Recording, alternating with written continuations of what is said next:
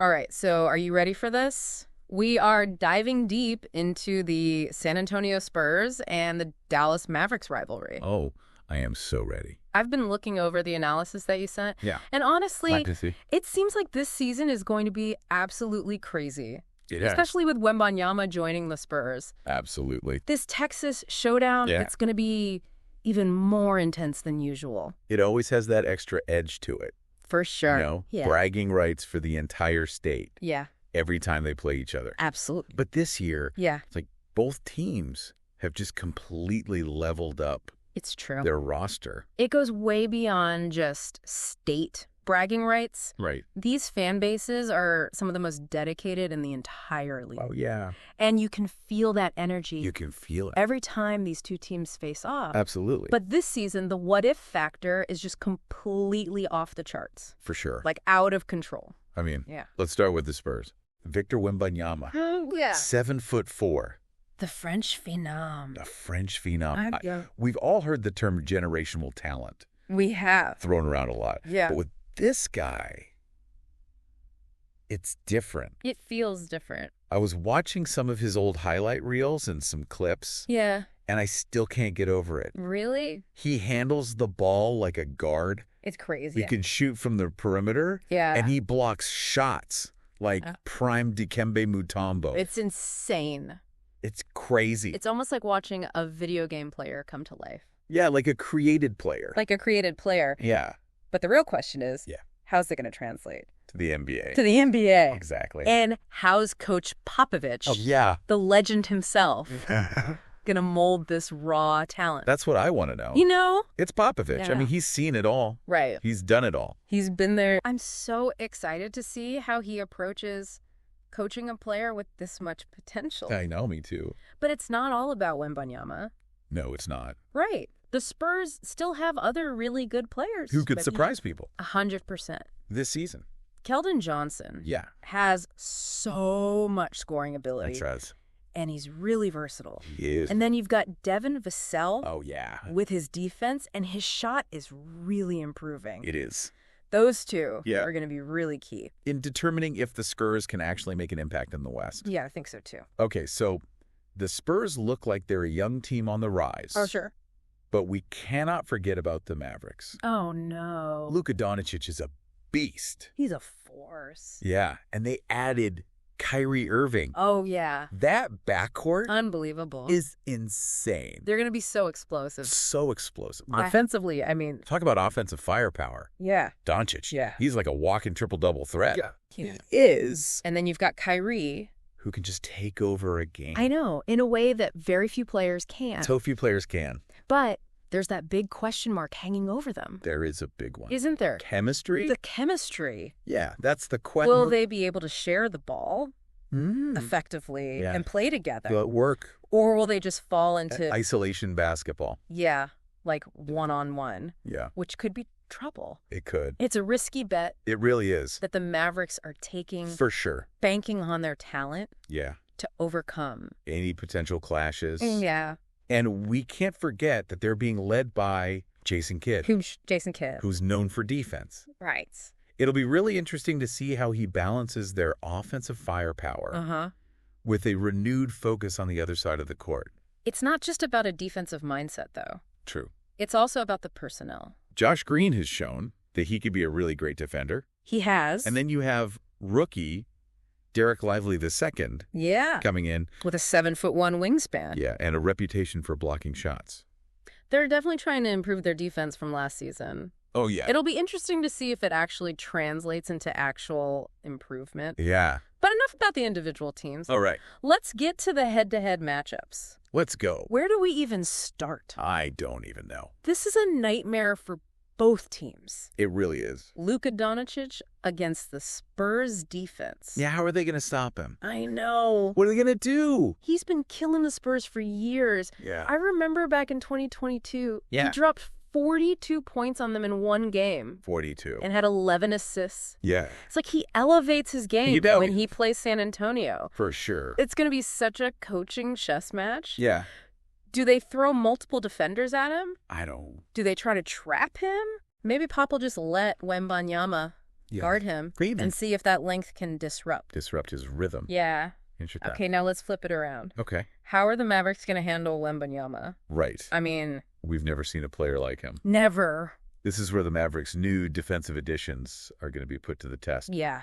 Can Lively guard? A player who's just as tall as him. Right. But who can handle the ball like a guard. I don't know. I have no idea. This is going to be interesting. The Mavericks might have to double team him. Yeah. Try to force him to take some difficult shots. For sure. If Wembanyama is as good as everyone says he is, it could completely expose the Mavericks defense. Absolutely. And we can't forget about Kyrie Irving. Oh, Kyrie's a problem for any team. I know. How are the Spurs guards going to deal with his handles? Oh, no. And his ability to create his own shot. Oh, Trey Jones is solid defensively. Yeah. But Kyrie is on another level. Another level. It's going to take a team effort. It is. Maybe even some double teams to get the ball out of his hands. Right. Exactly. Okay, so we've got Doncic versus the Spurs defense. Wembanyama versus the Mavericks big men. Yeah. And Kyrie Irving challenging the Spurs guards. These matchups are just the tip of the iceberg. This is just the beginning. This rivalry is so much more than this. It's more than just matchups. We'll be right back after a quick break. Sounds good. To uncover even more layers of this epic Texas showdown. Looking forward to it.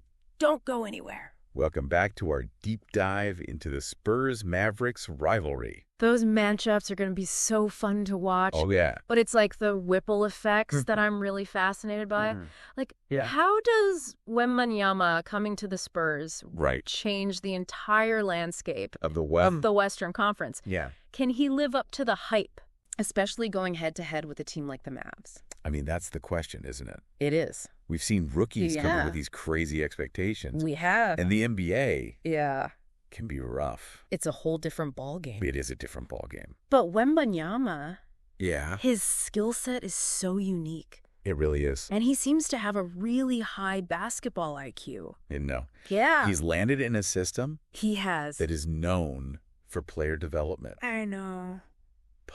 He's had success. So many different types of players. I know. I bet he's got a plan for Wembanyama. I can't wait to see it. That we haven't even thought of. Yeah, I know. It's Popovich is a master. Yes. At maximizing talent. He is. And getting everyone to contribute. Absolutely. But the Spurs' success doesn't just depend on Wembanyama. No, it doesn't. Keldon Johnson and Devin Vassell, they've both got so much, but and they're hungry. They are. And if those two take a step forward this year, they could be scary. The Spurs could be a whole different team. You've got a young core with that much potential being guided by Popovich. I know. That's the perfect recipe. That is a good recipe. For some serious growth and development. For sure. But we can't just focus on the Spurs. We can't. The Mavericks. Yeah. They've got their own challenges. Oh, yeah. This season. Especially on defense. Especially on the defensive end. That's been their weakness. For a while now. I know. Can they really make the adjustments they need to make? Right. To actually become a truly elite defensive team? Elite. I mean, they've made some moves. They have? To try to address that. They brought in Josh Green. If he can stay healthy. Yeah, if he can stay healthy. They're pretty great. And they've got Derek Lively the Hucket. That wingspan. 7'1". And he's a shot blocker. He can block shots. But is that going to be enough? That's a good start. Yeah.